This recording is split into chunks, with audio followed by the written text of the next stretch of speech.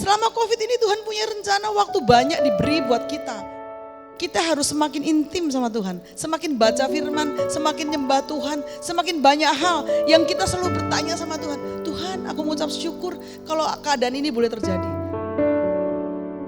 Tentunya di balik semua ini, Tuhan mempunyai rencana yang baik buat kita. Yesus berkata kepada murid-muridnya, karena itu aku berkata kepadamu, janganlah khawatir akan hidupmu, akan apa yang hendak kamu makan. Dan janganlah khawatir pula akan tubuhmu, akan apa yang hendak kamu pakai. Mungkin saat ini Bapak Ibu di rumah sedang berdoa, sedang menangis, tidak ada beras di rumah. Sekarang yang satu-satunya kita hanya datang sama Tuhan, karena Allah adalah Allah yang peduli sama kita. Makanya jangan khawatir lagi, jangan takut lagi. Ayo sekarang datang kepada Tuhan, duduk di bawah kakinya Tuhan. Kalau ada salah kita minta ampun. Kalau saat ini kita dalam kekurangan, kita tanya sama Tuhan, kita serahkan sama Tuhan.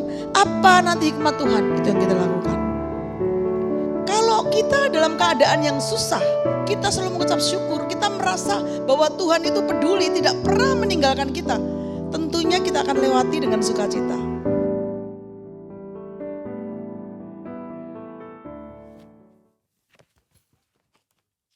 Halo, shalom semuanya. Di dalam Voice of Pentecost hari ini, kita akan membahas tujuan Allah memberi berkat. Kebanyakan orang Kristen kalau mendapat berkat akan mengucapkan haleluya.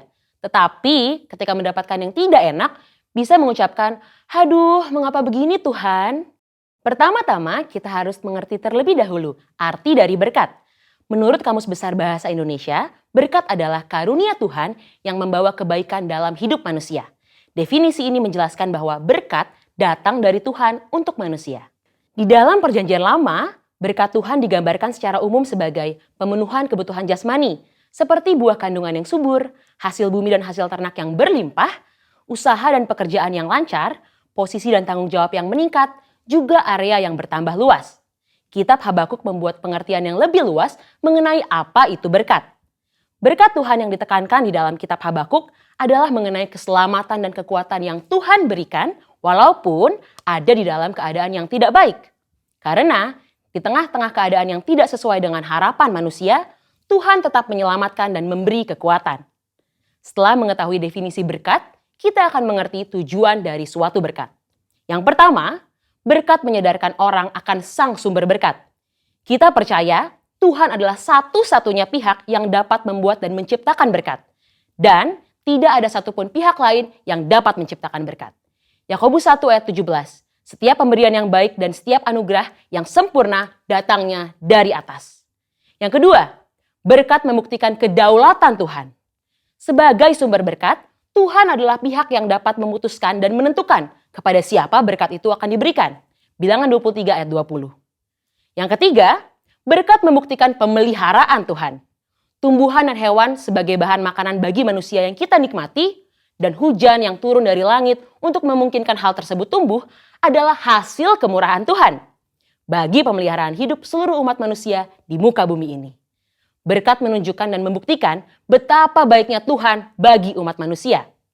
Yang keempat, berkat Tuhanlah yang membedakan kehidupan orang benar dengan dunia.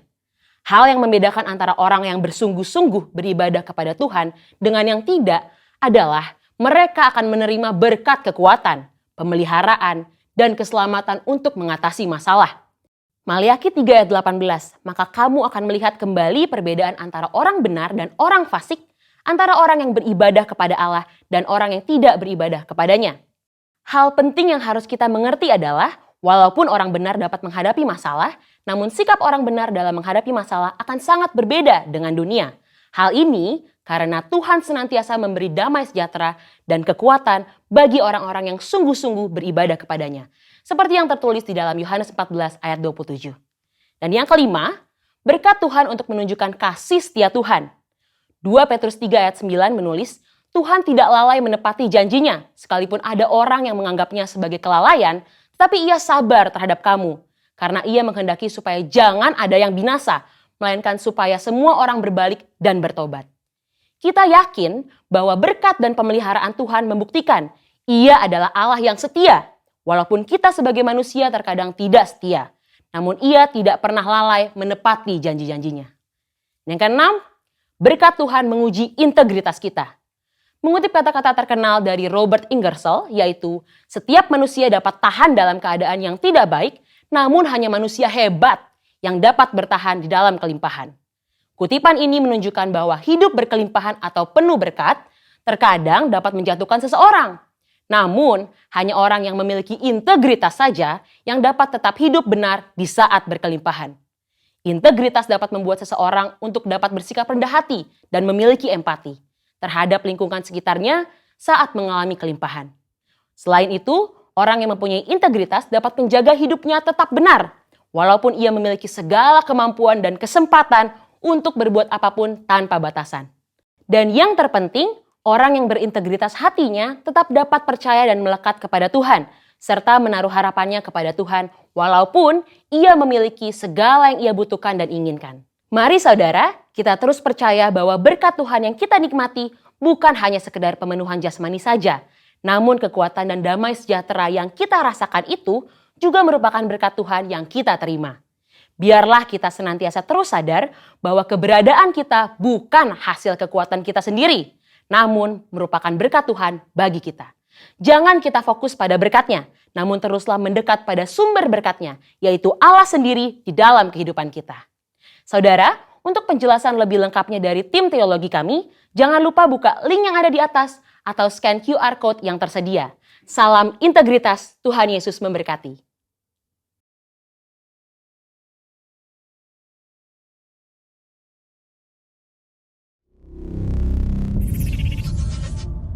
Mari bersama kita perkatakan Mazmur 91. Dalam lindungan Allah.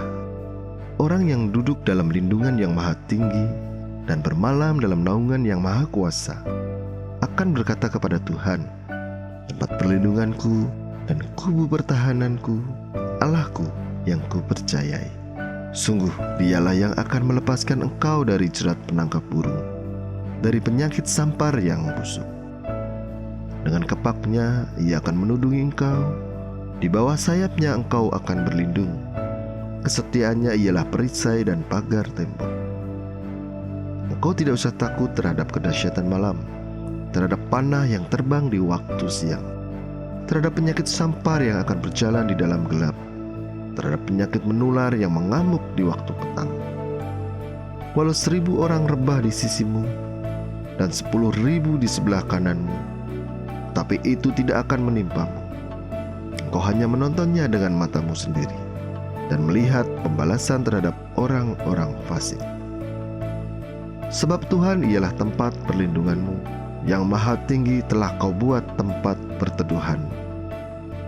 Malapetaka tidak akan menimpa kamu, dan tulah tidak akan mendekat kepada kemahmu. Sebab malaikat-malaikatnya akan diperintahkannya kepadamu untuk menjaga engkau di segala jalanmu. Mereka akan menatang engkau di atas tangannya, supaya kakimu tidak terantuk kepada batu. Singa dan ular tedung akan kau langkahi. Kau akan menginjak anak singa dan ular naga. Sungguh, hatinya melekat kepadaku, maka aku akan meluputkannya. Aku akan membentenginya, sebab ia mengenal namaku. Bila ia berseru kepadaku, aku akan menjawab. Aku akan menyertai dia dalam kesesakan.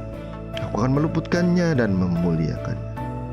Dengan panjang umur akan kukenyangkan dia, dan akan kuperlihatkan kepadanya keselamatan daripadaku. Mari bersama kita deklarasikan Pentakosta ketiga. Pentakosta ketiga. 1. Pentakosta ketiga adalah pencurahan Roh Kudus yang dahsyat di zaman now, melebihi yang terjadi di Azusa Street. 2. Pentakosta ketiga akan mengakibatkan penuaian jiwa yang terbesar dan yang terakhir sebelum Tuhan Yesus datang kembali. 3. Pentakosta ketiga akan membangkitkan generasi Yeremia, yaitu anak-anak muda yang dipenuhi Roh Kudus, cinta mati-matian kepada Tuhan Yesus, tidak kompromi terhadap dosa, dan akan bergerak untuk memenangkan jiwa. 4. Pentakosta ketiga lahir di Indonesia dan bergerak ke bangsa-bangsa. Gerakan ini dari timur ke barat dan akan kembali ke Yerusalem. 5. Pentakosta ketiga akan memberikan kuasa untuk menyelesaikan amanat agung, dan setelah itu Tuhan Yesus datang kembali.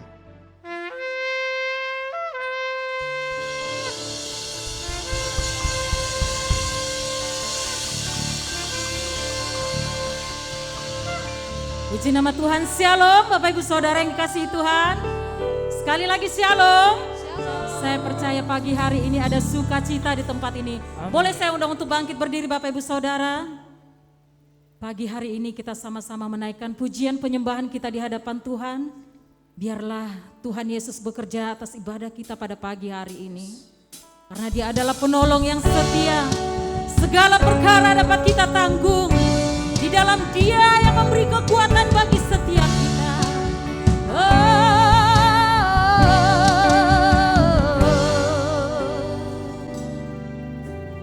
Penolong yang selalu setia, memenuhi keperluanku. Tak pernah Dia mengecewakan. Yesusku tak pernah gagal. Segala perkara dapat ku tanggung. Di dalam Dia yang memberi kekuatan. Tuhan Yesus penolong dan sahabat. Tetap percaya Tuhan setia. Karena Dia adalah penolong yang setia dalam hidup kita. Mari serahkan hatimu kepada Tuhan pagi hari ini. Sama-sama nyatakan. Penolong yang selalu setia,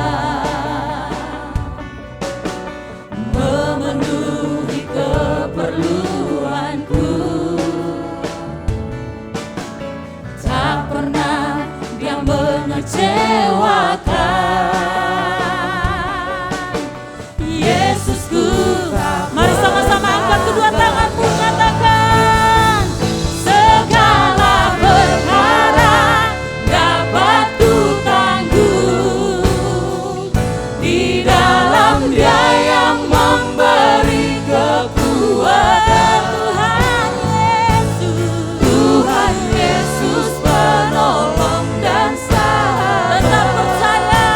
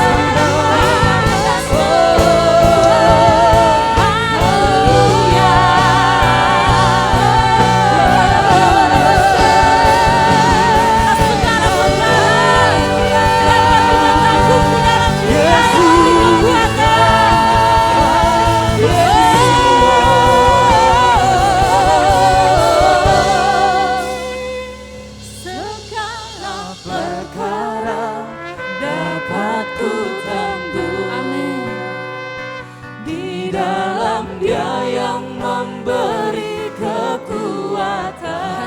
Tuhan Yesus, Tuhan Yesus penolong dan sahabat. Tetap percaya, Tuhan sekali lagi kita nyatakan.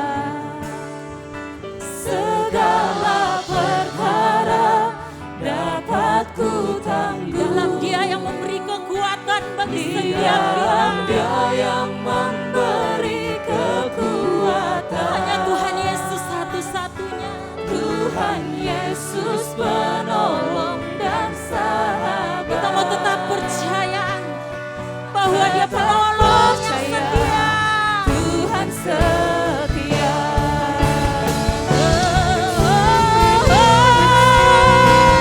Segala perkara dapat ku tangguh di dalam Dia yang memberi kekuatan. Hanya Tuhan Yesus, Tuhan Yesus penolong dan tetap percaya, Tuhan segala perkara dapat ku tangguh. Segala perkara dapat ku tangguh di dalam Dia yang memberi Tuhan Yesus penolong dan sahabat saya. Tetap percaya, Tuhan setia. Tetap percaya, Tuhan setia. Tetap percaya, Tuhan setia. Boleh kita berikan sorak-sorai yang terbaik bagi Tuhan. Terima kasih Yesus. Haleluya. Baiklah Bapak Ibu Saudara, sungguh dahsyat luar biasa kasih Tuhan pada pagi hari ini. Amin. Dan pagi ini kita bersiap melompat bagi Tuhan, memberikan yang terbaik. Kita mau berjalan bersama dengan Tuhan dari kemuliaan sampai kemuliaan.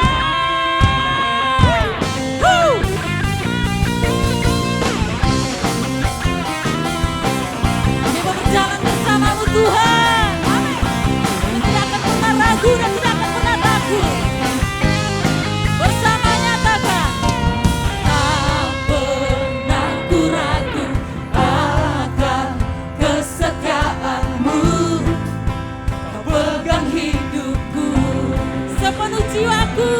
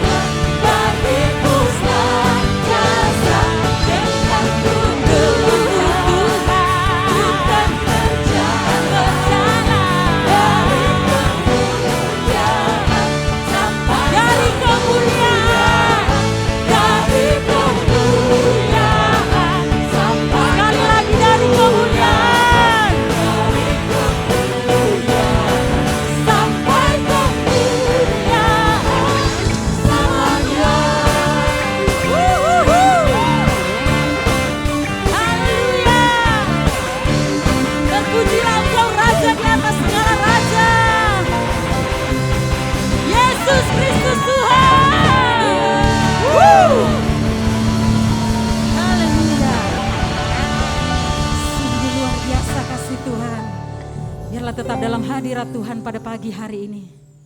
Kita menyatakan Tuhan adalah satu-satunya harapan dalam hidup kita. Terima kasih Yesus. Bukan dengan kekuatan kami Tuhan, Engkau yang memberikan kekuatan bagi setiap kami. Kami boleh memperoleh harapan. Terpujilah Engkau Raja di atas segala raja, Allah di atas segala Allah yang memenuhi setiap kebutuhan. Bukan dengan kekuatanku ku dapat jalani hidupku tanpa Tuhan yang di sampingku. Ku tak mampu sendiri, Engkaulah kuatku yang menopangku.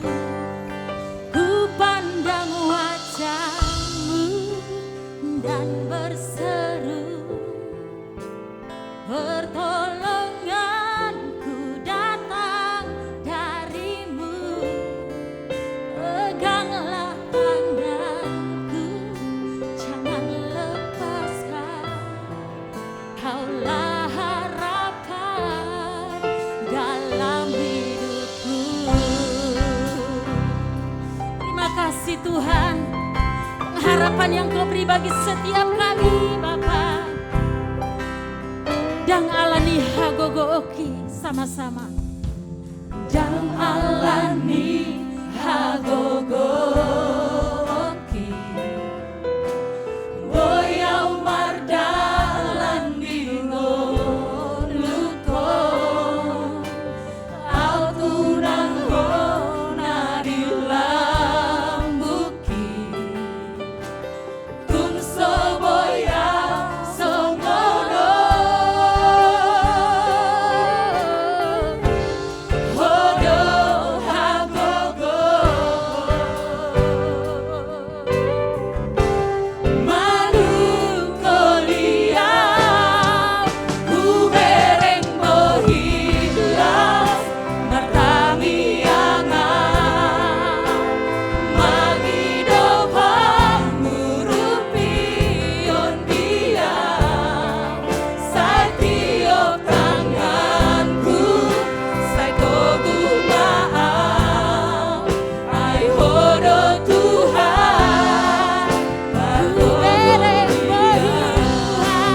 ubereng bohilas, martami angang, magido pangurupion dia, sa tiok tanganku, sa gumaang, ay hodo Tuhan, pargogo dia.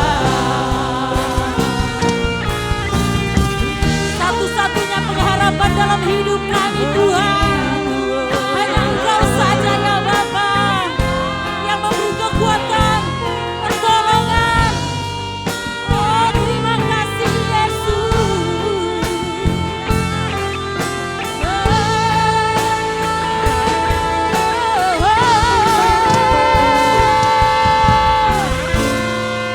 Ku pandang wajah-Mu dan berseru,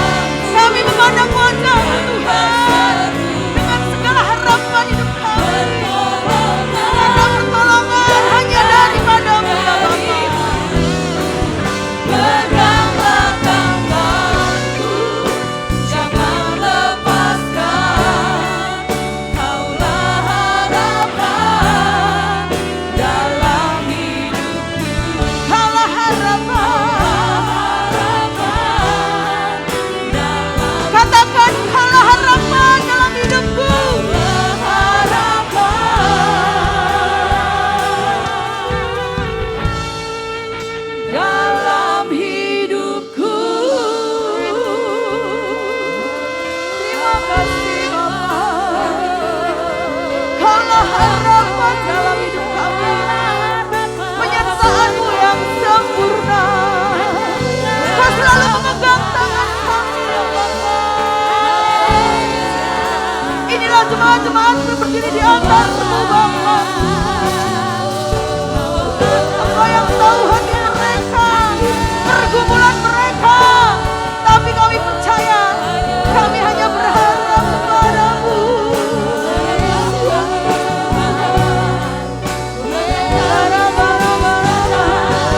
Biarlah Roh Kudus mengurapi tempat ini, menjamah hati-hati kami ya Bapa.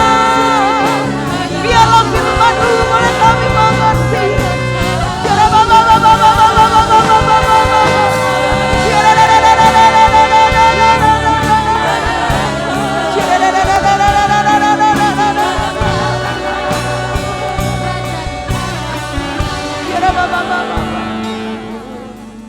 Hubereng bohimlas matami yana.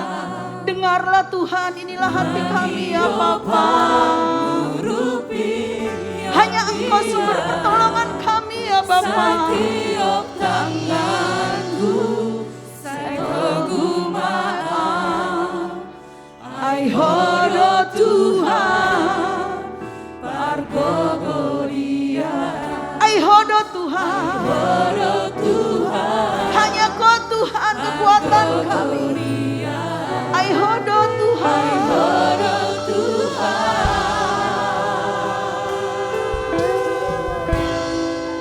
pargogoria.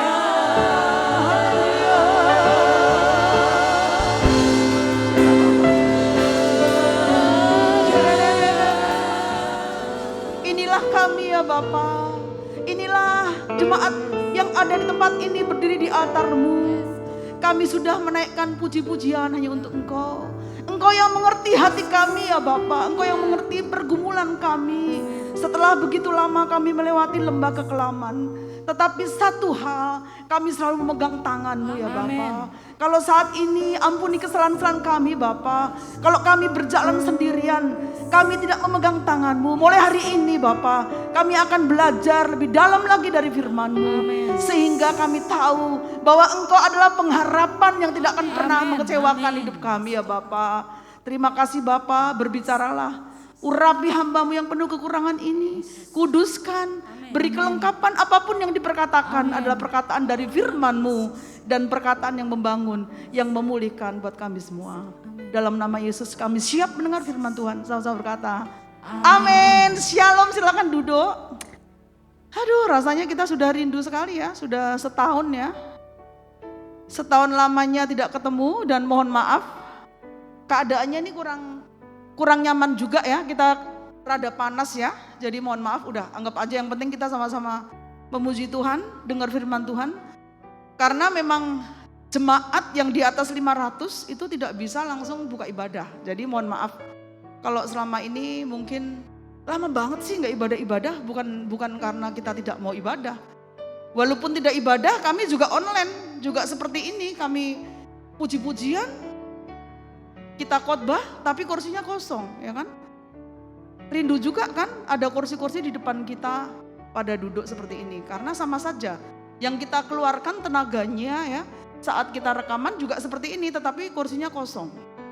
Nah sekarang mungkin beberapa saat ini kita akan tidak pakai AC dulu ya, sirkulasi udaranya biar tidak ngelekep ya, bahasa ya ininya tidak muter-muter saja. Mohon maaf mungkin kalau merasa kepanasan bisa pindah di posisi yang rada-rada kena kipas mungkin ya Pak ya, seperti itu. Baiklah, pada pagi hari ini kita akan sama-sama belajar tentang pengharapan. Kenapa kita ambil topik pagi hari ini pengharapan? Karena saat kita mengakhiri tahun 2019 ya, kita memasuki tahun 2020 ya. Habis kita ibadah tutup tahun, terus terakhir ibadah di tempat ini adalah bulan Maret ya. Jadi sudah setahun, persis setahun di minggu kemarin itu sudah persis tahun kita tidak ada ibadah di tempat ini. Karena memang satu, gedung kita kan lebih dari 500 ya. Ini kalau isi semua bisa 1.200 ya. Jadi kita tidak bisa buka dulu ibadahnya tetapi tetap online. Tentunya dari hari-hari yang kita lewati di tahun 2020 ya. Waktu itu tahun, saya nanti di tahun 2020 saya akan buka usaha begini ya kan. Saya nanti akan bekerja di tempat ini. Saya nanti setelah bekerja, saya nanti naik jabatan lagi. Banyak sekali ya cita-cita, banyak sekali apa yang menjadi harapan-harapan kita ya di tahun 2020. Dan ternyata di tahun 2020 kita melewati masa-masa musim yang tidak pernah kita lewati. Tak seorang pun ya di dunia ini yang tahu bahwa akan terjadi musim seperti ini ya. Wabah corona nggak pernah nyangka loh. Makanya kalau dulu kan asik-asik aja. Gaji 5 juta, saya nyicil mobil 2 juta, saya nyicil rumah segini, buat ini segini. Taunya setelah itu pabriknya tutup. Ya, akhirnya dia di PHK. Ya. Tetapi satu hal yang saya ingatkan kepada kita semua, ya. Apapun yang terjadi, Tuhan itu baik. Katakan amin. Tuhan itu baik. Kalau sekarang kita kehilangan pekerjaan, jangan takut. Kalau sekarang kita dalam keadaan, biasanya saya terima uang kalau jualan sebulan bisa 15 juta, sekarang hanya 3 juta. Jangan takut. Pengharapan masih ada. Pengharapan yang tidak bisa mengecewakan hidup kita adalah Tuhan Yesus ya. Tuhan Yesus, pengharapannya kalau kita taruh pengharapan sama Tuhan Yesus tidak akan mengecewakan kita. Yang penting apa? Kita ikuti apa maunya Tuhan. Ya, kalau dulu di mimbar ini sering saya katakan, cukupkan hidupmu. Kalau engkau mempunyai gaji 2 juta, cukupkan 2 juta itu. Tidak perlu yang neko-neko ganti handphone dulu. Kalau nggak kredit nggak punya, jangan. Orang Kristen tidak boleh seperti itu. Apa yang ada? Karena bukan apa yang kita pakai, bukan apa yang kita miliki di bumi ini, itu yang mempunyai kualitas. Benar? Yang berkualitas di depan Tuhan adalah orang yang benar-benar dia ngikutin maunya Tuhan. Jadi orang Kristen selalu diajari mencukupkan diri. Jadi saat pandemi pun dia tidak akan ada yang berubah. Orang dia tidak pernah berfoya-foya, ya kan? Tidak pernah pinjem, ya kan? Ini yang jadi persoalan sekarang. Yang menjadi masalah ya. Masalah keluarga di mana-mana, masalah ekonomi. Banyak sekali kantor perceraian itu kan persentasenya naik ya karena itu. Karena memang ekonomi itu 60% itu penyebab orang pisah. Tapi saya percaya jemaat GBI Rahmani ya, saat kita sebelum pandemi pun sudah dari mimbar ini diajarin. Ayo kita nggak perlu sok-sokan ya kan. Tetangga TV-nya gede ngapain, gak usah ikut kan. TV kita walaupun TV tabung masih bisa dilihat kok. Masih bisa ngelihat dari situ. Nggak perlu ya kan. Wah itu mobil diganti itu. Wah nggak mau lah, kita nggak mau ketinggalan, kita nggak perlu. Makanya sekarang selama pandemi ini adalah pelajaran bagi kita. Tidak perlu orang itu hidup gengsi. Katakan amin. Saya percaya loh orang GBI Rahmani jangan gak usah gengsi-gengsi. Yang ada yang kita punya kita syukuri. Karena ya kan kalau kita lihat manusia, lihat tuh sepatunya jelek. Kalau sepatu masih bagus kenapa kita ganti? Pakai saja sepatu itu ya. Selalu saya katakan kalau Natal anak-anak sekolah minggu kita kasih kaos. Kenapa? Biar dia tidak perlu beli baju baru. Jadi bukan Natal itu harus baju baru, udah pakai kaos dari gereja, udah Natalan. Karena memang itu yang kita tanamkan saat gereja ini berdiri seperti itu, ya. Jadi semuanya sama, mau dia orang tuanya yang secara ekonomi kaya mau biasa semuanya sama, pakai baju yang sama. Justru kalau nggak pakai seragam yang sama nanti aneh sendiri. Ya itu salah satu bagaimana gereja ini mengajari hidup yang berkemenangan, hidup yang menyenangkan hati Tuhan. Karena saat kita mendapat persoalan hidup, yang karena apa? Bukan karena cobaan yang lain, karena kesalahan kita sendiri. Ya, makanya kalau pagi hari ini kita belajar tentang pengharapan, itu sudah cocok sekali. Kalau sekarang kita lagi tidak bekerja, kalau sekarang kita sudah habis kontrakan kita percaya ada satu pengharapan, siapa? Tuhan Yesus, itu adalah pengharapan kita. Kata pengharapan itu dari kata harap yang artinya itu mohon, yang artinya itu minta. Makanya harap itu dari pengharapan dari kata harap yang artinya mohon, yang artinya minta. Jadi pengharapan itu adalah apa? Keinginan supaya sesuatu itu terjadi. Kalau kita mempunyai pengharapan, mempunyai keinginan segala sesuatu akan terjadi, taruh pengharapan itu hanya pada Tuhan. Katakan amin. Walaupun nanti Tuhan akan suruh si A, si B, si C melalui orang-orang si A, si B, si C ini untuk menolong kita. Itu step yang kedua. Benar? Jangan pengharapan ini kita taruh di tulang kita. Namboru kita yang kaya. Benar? Orang tua kita yang kaya. Jangan kepada manusia pengharapan itu kita taruh. Hanya kepada Tuhan. Kalau hari ini saya tidak tahu pergumulan apa yang ada, Bapak Ibu yang ada di sini. Tetapi Tuhan tahu hatimu. Biar Tuhan tahu hatimu bukan berarti Tuhan tahu kok hati saya nggak perlu berdoa. Ya kita harus berdoa, kita harus cerita. Tuhan ampuni aku Tuhan. Dulu waktu sebelum pandemi aku semua kredit Tuhan. Sekarang aku udah gak kerja nih Tuhan. Dengan cara apa Tuhan? Tolong aku. Puji-pujian nyanyi ya. Tiba-tiba pagi-pagi ada telepon dari temen. Lu mau gak kerja di tempatku nih? Begini. Nah, pertolongan itu pasti datang dengan caranya Tuhan. Percaya. Kita harus dengan iman dan percaya bahwa pengharapan itu pengharapan yang tidak akan pernah mengecewakan. Seperti Amsal 24 ayat 10 dikatakan, jika engkau tawar hati pada masa kesesakan, kecillah kekuatanmu. Ya. Amsal 24:10 itu jelas sekali. Jika engkau tawar hati dalam masa dalam masa kesesakan, makanya kekuatan kita itu bisa nggak ada. Di sini pesan Amsal ini apa? Di Amsal ini artinya saat kesesakan pun jangan tawar hati. Tetap kita menggebu-gebu sama Tuhan, tetap mengucap syukur. Tuhan, kalau ini terjadi, aku tahu Tuhan, semuanya seizin-Mu. Karena apapun yang terjadi hidup saya, Engkau tidak pernah melepaskan tangan-Mu dari tanganku. Seperti tadi dikatakan ya, Dia pegang tangan kita, dan siapa kita? Kekuatan itu hanya daripada Tuhan. Dan Dialah yang mampu menyelesaikan semua persoalan kita. Allah itu adalah sumber pengharapan kita, ya. Allah itu sumber pengharapan kita. Kalau kita berharap kepada Allah, akan membuat kita apa? Bersandar sama Allah. Katakan amin. Kalau orang bersandar sama Allah, gak mungkin dong setiap saat kita gak cerita. Tuhan ampuni aku ya Tuhan, hari ini aku begini-begini Tuhan, aku besok gak begitu lagi. Tuhan sekarang aku ada masalah seperti ini Tuhan. Puji-pujian kamu nyanyi, rajin lakukan apa yang harus engkau lakukan. Jangan seharian puji-pujian nyanyi terus doa sama Tuhan terus kamu gak melakukan apa-apa. Itu juga orang yang bodoh, benar? Karena di dalam kesesaan kita gak boleh tawar hati.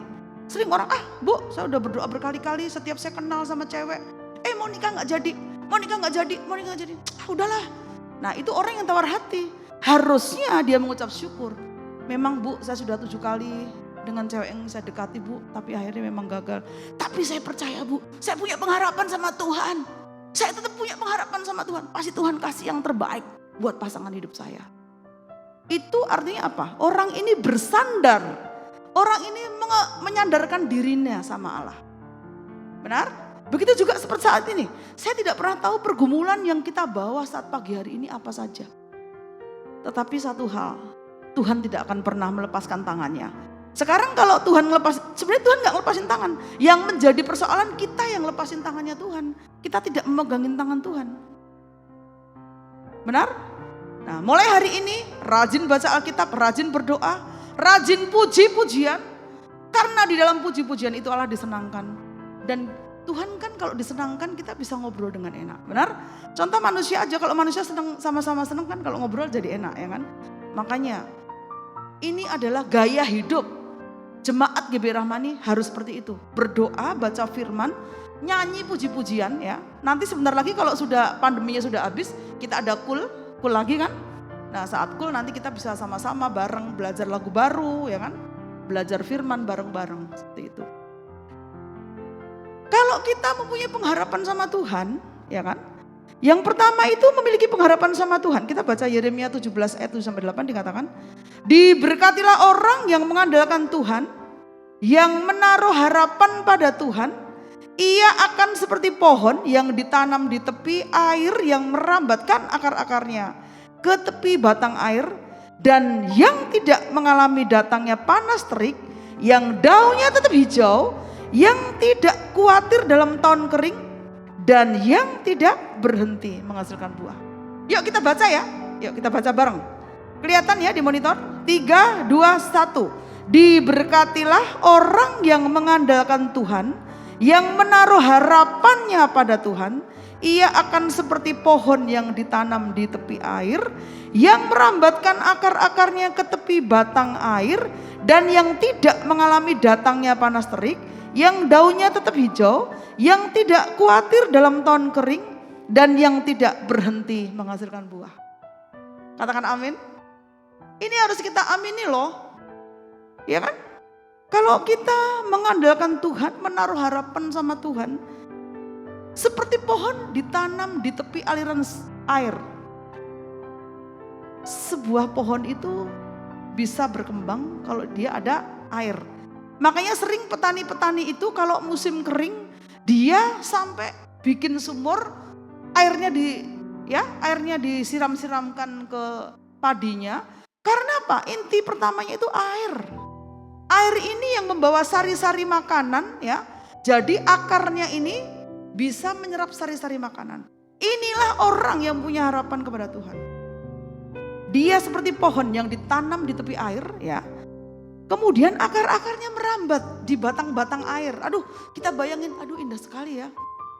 Kalau kita taruh harapan kita sama Tuhan, tentunya orang yang mengandalkan Tuhan itu hidupnya setiap hari selalu berjalan sesuai maunya Tuhan.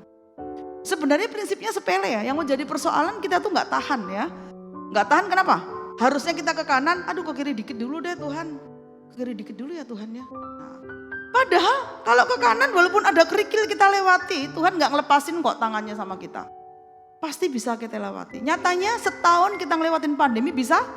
Bisa. Sekarang kita masih bernafas, masih bisa menghirup udara segar. Itu adalah anugerah yang terindah, anugerah yang luar biasa. Tuhan masih percaya sama kita. Benar? Kita diberi hidup lebih panjang lagi. Kita bisa melewati COVID-19. Ini Bapak Ibu yang sudah vaksin berapa orang ya? Coba boleh angkat tangan. Yang sudah vaksin? Sudah vaksin ya.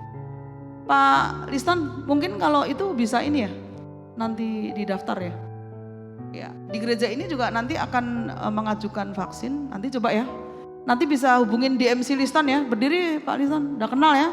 DMC Liston yang ini yang paling sehat ya. Paling sehat Pak DMC Liston ya. Dia nggak pernah langsing dia. Nanti coba ya Pak Lis ya, kalau itu bisa di list nanti diajukan. Karena kemarin kan kita dapat 50 ya. 50. Kalau kami semua yang ada di mimbar ini semuanya sudah divaksin, full time sudah divaksin. Ya, beserta dengan keluarganya. Nanti coba gereja akan bantu ya, mungkin biar lebih cepat itu ya. Nanti tolong Bapak Ibu berarti selalu hubungin ketua KUL. Atau kita umumkan di mana tuh, di Facebook atau gimana Pak? Dihubungin ketua KUL aja ya.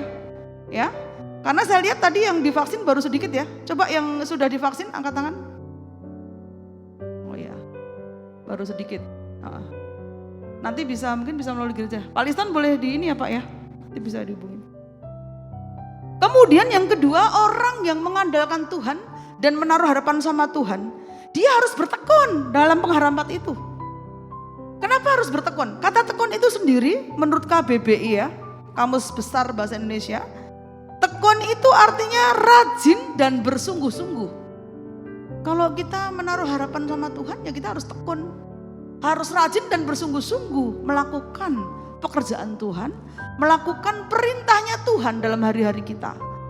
Benar? Tujuannya manusia dikirim ke bumi ini apa? Untuk apa? Untuk memenangkan jiwa. Katakan amin. Nah di sini Bapak Ibu jangan merasa bahwa memenangkan jiwa itu hanya tanggung jawabnya orang gereja loh. Tidak loh. Kalau Bapak Ibu, di sekeliling Bapak Ibu masih ada orang-orang yang belum kenal Tuhan, ya apalagi saudara kita yang belum kenal Tuhan. Bapak Ibu bisa minta tolong dari gereja bisa, tetapi kan intinya Bapak Ibu, awalnya dari Bapak Ibu ceritakan, Pak itu orang baru pindah tuh tinggalnya di sana, dia nggak pernah ke gereja tuh Pak, ya kan? Walaupun nanti setelah dimenangkan dia mau gereja mana itu nggak persoalan bagi kami, benar? Yang penting kita bisa memenangkan jiwa itu.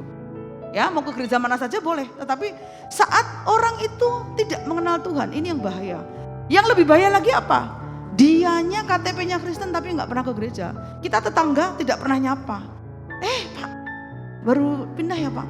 Oh tinggal di sini Pak, kerja di mana? Oh saya ini saya jualan sayur keliling. Oh iya Pak, keliling ke daerah sini ya Pak ya. Bapak orang Kristen? Iya. Kok nggak pernah ke gereja Pak?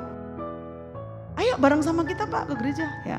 Walaupun nanti setelah kita ke gereja dia bisa milih mau gereja mana saja, tidak persoalan. Yang penting dia tetap beribadah. Katakan amin ya. Jadi Bapak Ibu ingat, tadi dikatakan harus tekun. Harus tekun. Orang tekun itu rajin dan bersungguh-sungguh. Intinya, destininya hidup manusia itu adalah apa? Untuk memperkenalkan Tuhan ya. Biar semua orang selamat di bumi ini. Kita baca Roma 8 ayat 24 sampai 25 dikatakan, yuk kita sama-sama baca ya. Sebab kita diselamatkan dalam pengharapan, tetapi pengharapan yang dilihat bukan pengharapan lagi. Sebab bagaimana orang mengharapkan apa yang tidak dilihatnya. Tetapi jika kita mengharapkan apa yang tidak kita lihat, kita menantikannya dengan tekun. Katakan amin. Di sini dikatakan sebab kita diselamatkan dalam pengharapan. Memang kita diselamatkan dalam pengharapan, benar. Setelah Yesus lahir ya, Adam jatuh ke dalam dosa, kita harusnya musnah, kita harusnya udah dimusnahkan, benar? Tetapi datang Tuhan Yesus yang baik, yang nyelamatin kita. Nah sekarang di sini dikatakan kita harus bertekun di dalam pengharapan sama Tuhan, artinya apa? Kita juga harus mempunyai apa? Mempunyai keinginan untuk memenangkan orang lain. Karena kita diselamatin, jangan egois dong. Yang penting gue selamat sama keluarga gue deh. Terserah orang itu. Habis dia bandel dikasih tahu nggak mau. Nah jangan gitu. Kalau orangnya bandel nggak mau dikasih tahu, tetap doakan. Tetap doakan, tetap doakan. Sampai orang itu mau. Katakan amin. Kalau sampai orang itu nggak selamat, ya dosanya bisa sama kita loh. Jadi di sini katakan bertekunlah dalam menantikan pengharapan. Kemudian yang ketiga, orang yang berpengharapan sama Tuhan dan bersandar hidupnya sama Tuhan. Hidupnya harus di dalam roh. Saat Yesus pergi ke surga, dia kirim Roh Kudus adalah roh penolong, roh penasehat, roh yang selalu, ya kan sering saya katakan, orang waktu dia di penjara ya, kalau kita pelayanan di penjara tanya, kenapa kok kamu sampai bunuh? Iya, sebenarnya hati kecil saya tuh udah bilang jangan bunuh orang itu, jangan bunuh. Tetapi kenapa ya? Saya ikutin maunya daging saya, saya ikutin, saya tetap bunuh. Akhirnya saya masuk penjara. Nah, di sini jelas sekali, saat kita berjalan itu ada roh yang selalu mendampingi kita. Yang menjadi persoalan, kita tidak mau dengan roh itu, dengan Roh Kudus. Yang lebih penting apa? Kalau kita benar-benar setia sama Tuhan, kita intim sama Tuhan, roh itu akan masuk ke hati kita, masuk dalam hidup kita. Pasti ada yang bisik-bisik. Jangan, ini kan hujan. Udahlah, kamu gak usah pergi dulu. Besok aja. Terus berdoa lagi, Tuhan, apakah aku harus pergi apa enggak ya Tuhan? Berdoa lagi. Akhirnya tuntunan roh mengatakan kita tidak berangkat. Nah, sudahkah level kita sampai seperti ini? Kalau orang yang hidup dalam roh, mau milih jurusan aja, itu sudah, misalnya anak kita mau jurusan apa? Kita bisa tanya sama Tuhan. Roh bantu kita, ya kan? Roh bantu kita, mungkin doa kita gak ngerti apa ya jawabannya ini ya. Apakah dia mau jurusan kedokteran, apa mau dia jurusan ekonomi, ya kan? Kan kalau kita orang percaya, orang tuh yang percaya sama Tuhan. Nak, kita sama-sama berdoa, kita tanya sama Tuhan, apa Tuhan maunya kamu ke jurusan apa? Ya inilah hidup dalam roh. Kita baca Roma 8:26 dikatakan seperti ini. Demikian juga roh membantu kita dalam kelemahan kita. Sebab kita tidak tahu bagaimana sebenarnya harus berdoa. Tetapi roh sendiri berdoa untuk kita kepada Allah dengan keluhan-keluhan yang tidak terucap. Makanya kalau kita bahasa roh ya, kalau kita ingin mengatakan sesuatu gak usah lihat kanan kiri, ikutin saja. Roh itu ya kan, kalau kita sudah dibaptis sama roh ya, roh itu kita gak usah apa ya, gak usah komentar sama orang ya kan. Kalau kamu terus berdoa, otomatis roh itu akan ngurapin kamu dan kamu bisa bahasa roh. Katakan amin. Ya inilah kelebihannya gereja Pentakosta seperti itu.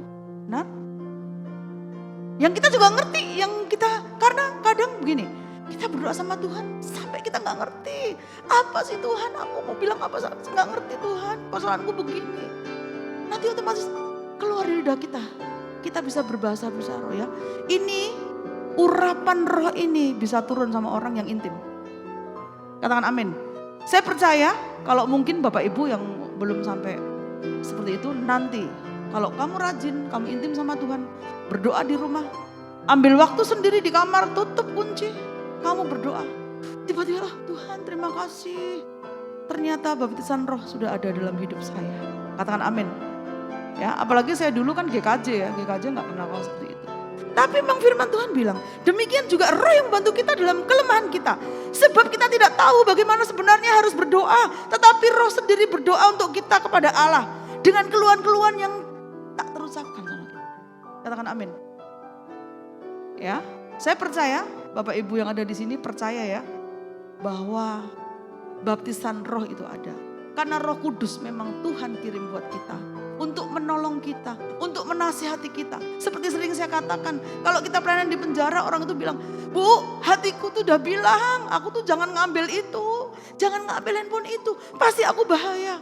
Tetapi karena dagingnya lebih kuat, dia ambil handphone itu. Akhirnya dilaporin polisi dan dia harus dipenjara.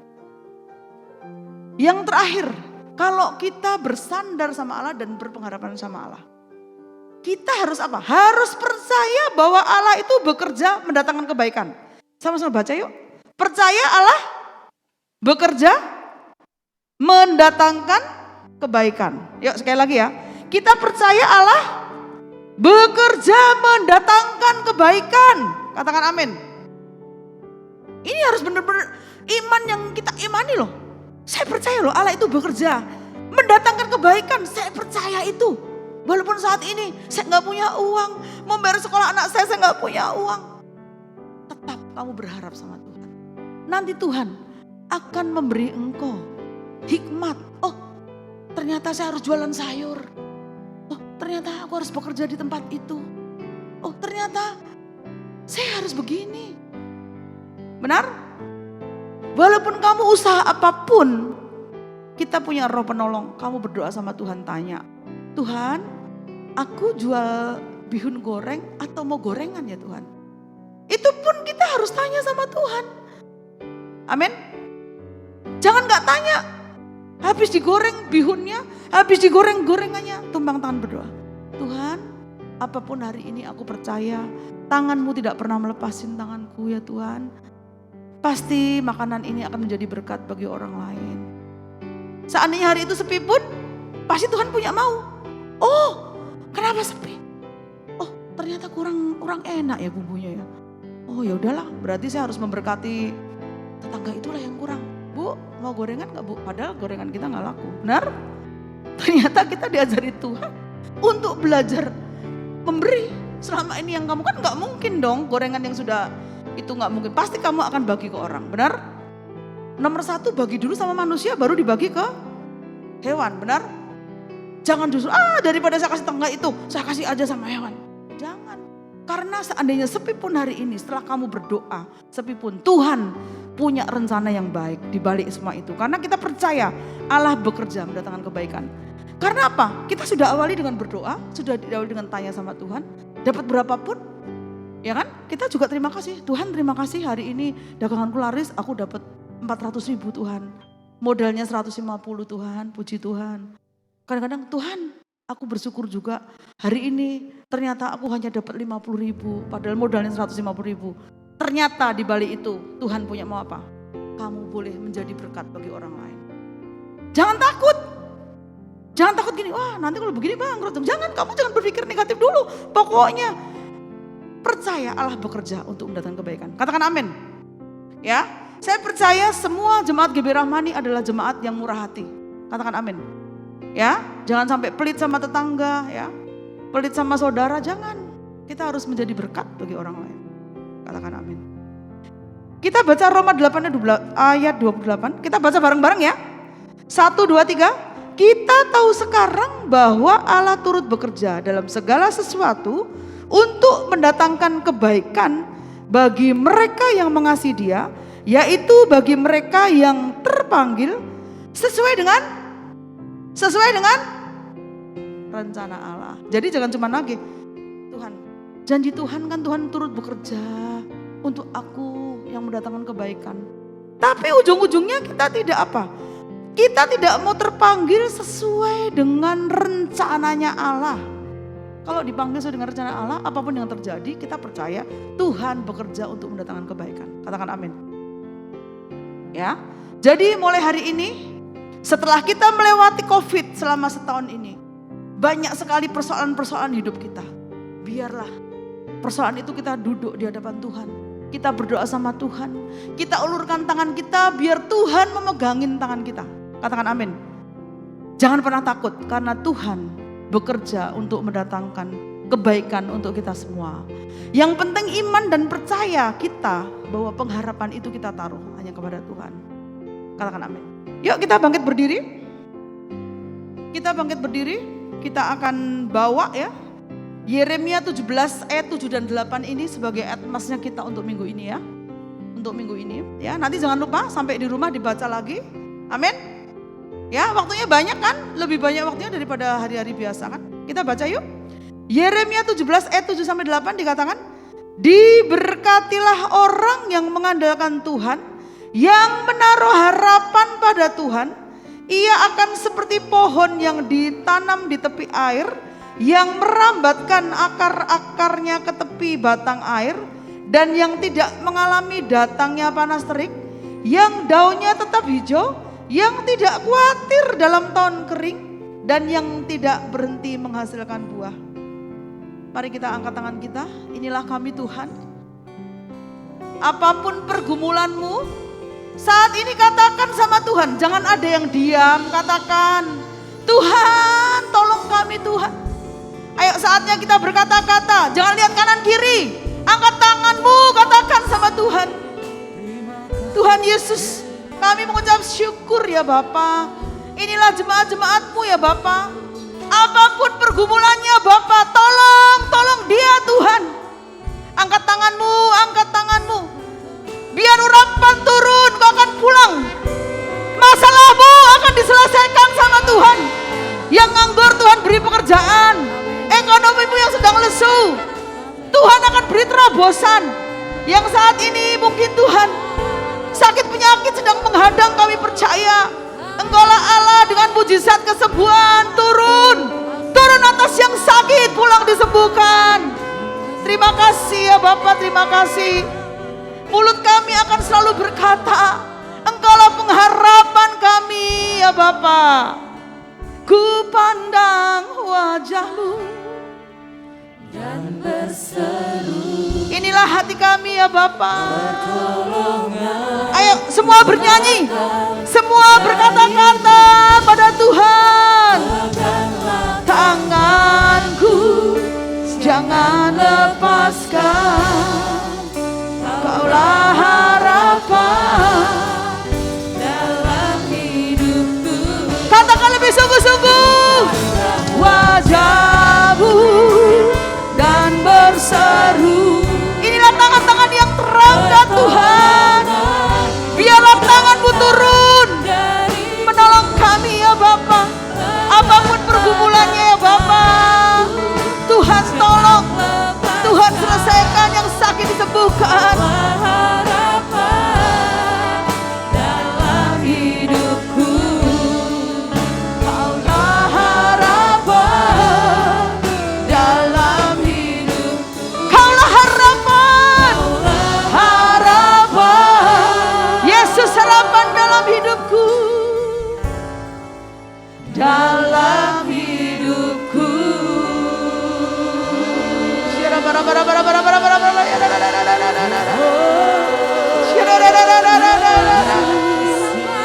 biarlah kami pulang dengan membawa berkat-berkat dari-Mu ya Bapa. Terima kasih Tuhan, terima kasih Yesus.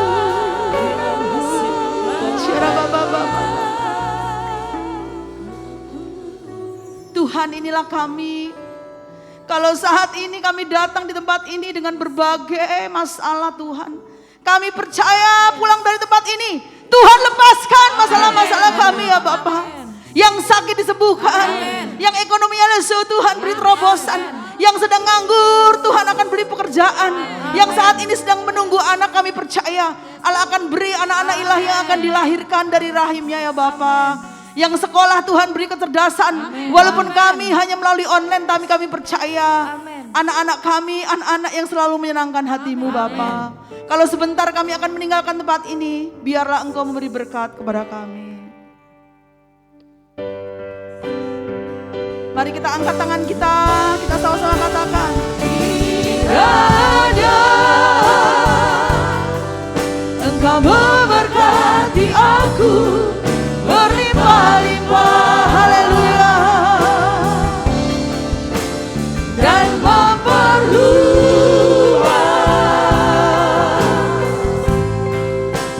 daerahku.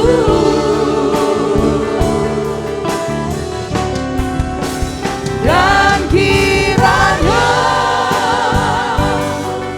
tangan-Mu menyertai aku dan melindungi aku daripada malapetaka, sehingga kesakitan tidak menimpa aku. Mari kita angkat tangan kita kedua-duanya menghadap kepada Tuhan. Diberkati kesehatanmu, diberkati ekonomimu, diberkati keluargamu, diberkati apapun usaha dan pekerjaanmu. Berkat kasih karunia dari Allah Bapa, damai sejahtera dari Tuhan Yesus, serta persekutuan yang manis dengan Roh Kudus menyertai kita sekalian. Dan sampai Maranatha, Yesus datang yang kedua kali menjemput kita di awan yang permai. Yang sudah diberkati sama-sama berkata, amin. Selamat hari Minggu, sampai ketemu minggu depan ya.